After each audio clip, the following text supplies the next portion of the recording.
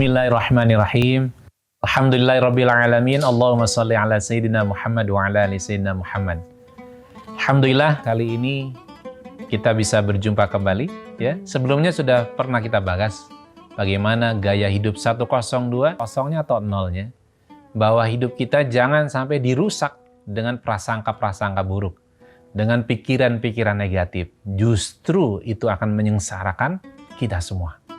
Masih di angka 0 atau kosong, ya, yang kemudian ingin saya ajak pada kesempatan kali ini adalah, di awal sudah pernah kita bahas bagaimana hebatnya kita ketika kita mampu bangun tidur. Yang pertama diucapkan dari lisan kita adalah bersyukur pada Allah.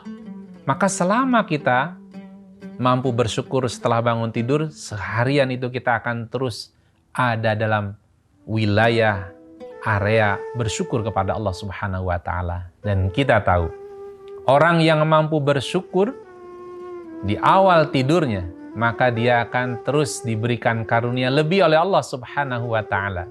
Masih ingat ya, bagaimana hebatnya orang yang bersyukur? Rizkinya tidak akan pernah putus.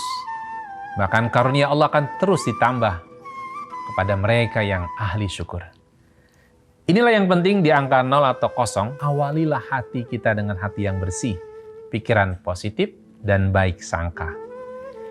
Di dalam sejumlah literatur hadis disebutkan bahwa pahala berbaik sangka kepada sesama adalah surga. Sedangkan pahala sangka kepada Allah Subhanahu wa Ta'ala seperti dalam hadis qudsi yang berikut ini. Aku tergantung sangka hamba kepadaku. Aku bersamanya kalau dia mengingat aku. Kalau dia mengingatku pada dirinya, maka aku mengingatnya pada diriku. Sahabat-sahabat sekalian, inilah yang kita butuhkan. Sebuah solusi hebat, gaya hidup 102 di angka nolnya atau kosongnya, yang mengajak kepada kita sampai kemudian hidup kita sengsara gara-gara prasangka yang salah, pikiran yang negatif. Dan itu akan mempengaruhi bagaimana kita berperilaku. Apakah keseharian kita, kesendirian kita, atau keseharian kita bersama orang lain. Maka jangan sampai ketika kita bersama dengan orang lain, justru orang lain tidak suka dengan apa yang kita lakukan. Nah, ini yang penting buat kita. Ini yang paling mahal buat kita. Ya. Setelah kita menolkan diri kita isi yang baik-baik. Jangan sampai kemudian kita isi yang buruk-buruk. Nabi kita Muhammad SAW bersabda, sesungguhnya seorang mukmin ketika berbaik sangka kepada Tuhannya, maka dia akan memperbaiki amalnya. Tuh, iya kan? Ini sebuah kunci bagus buat kita. Kita kan ingin selalu amal kehidupan kita ini lebih baik, lebih baik, lebih baik.